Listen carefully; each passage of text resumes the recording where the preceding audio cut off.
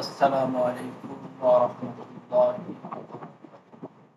আমাদের entry point ছিল এখানেই, টার্গেট ছিল এখানেই, এসএল ছিল এখানেই। দুঃখের বিষয় আজকে এসএল হিট করে মার্কেট নিচে নেমে চলে এসেছে।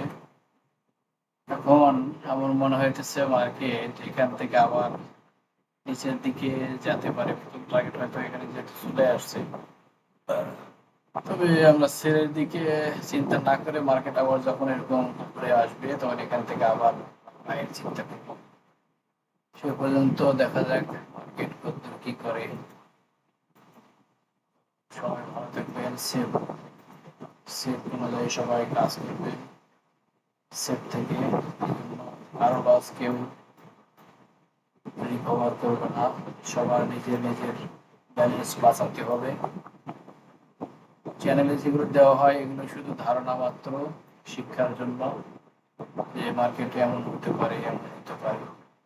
কেউ যদি সিরিয়াসলি নেন, নিজ দায়িত্ব নেবেন, এটা হলো মেন কথা। আসসালামু আলাইকুম ওয়া রাহমাতুল্লাহি ওয়া বারাকাতুহু।